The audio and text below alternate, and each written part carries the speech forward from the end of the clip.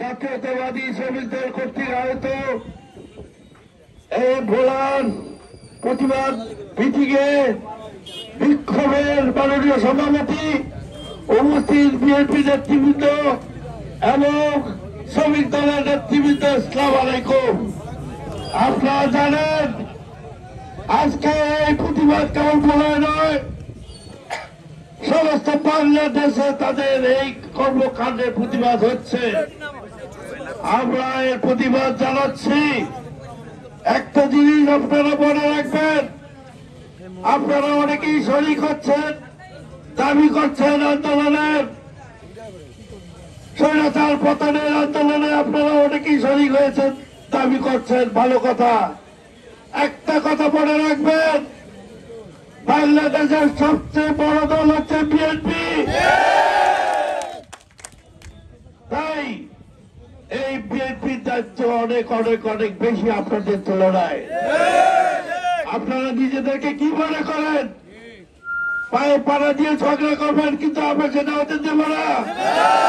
তারেক রহমানের বিরুদ্ধে আপনারা যেসব বিষোদ্গার করছেন, অন্যায় কাজ করছেন, আজকে এটুকুই বলবো, আপনাদেরকে ইচ্ছা করলে বিএনপি এ দেশ থেকে তাড়িয়ে দিতে পারে, কিন্তু আমরা সেটা করবো না।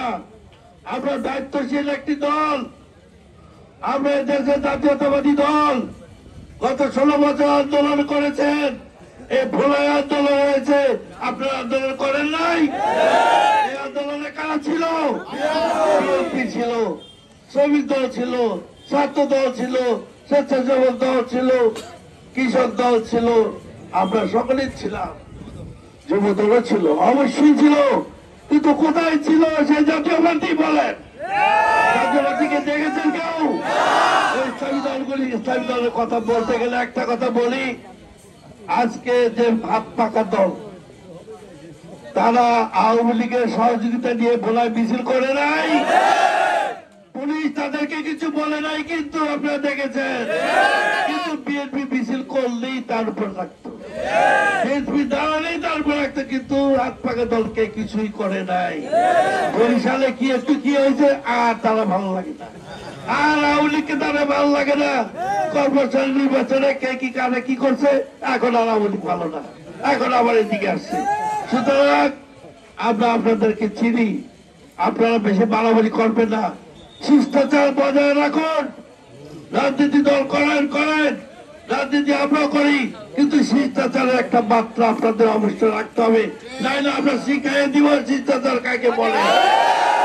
এই দেশের প্রতি আমাদের দায়িত্ব সবচেয়ে বেশি। আমি বলবো, আমরা দীর্ঘদিন ধরে আন্দোলন করেছি, আমরা জানি বাংলাদেশের মানুষ কি চায়। এই দেশে কি সরকার আছে কি নাই তাই তো বুঝি না। স্বরাষ্ট্র মন্ত্রণালয় একটা মন্ত্রণালয় দেশে আছে কি নাই তাই তো বুঝতেছি না, পারতেছে না। ঢাকা শহরে হত্যা হচ্ছে, তারা কিছু করতে পারতেছে, কোন আইন করবেন তাহলে আপনারা কিছু করতে পারবেন না। আমরা আপনাদের প্রতি অত্যন্ত বিরক্ত। আপনারা হয় ঠিক মতো চালান, তাহলে ছেড়ে দেন।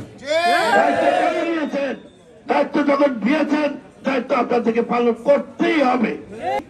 আমি আমাদের দলকে বলবো, আপনাদের মধ্যে যদি কেউ সন্ত্রাসী থাকে, পুলিশকে ধরিয়ে দেবেন, আইনের প্রতি শ্রদ্ধা রাখবেন।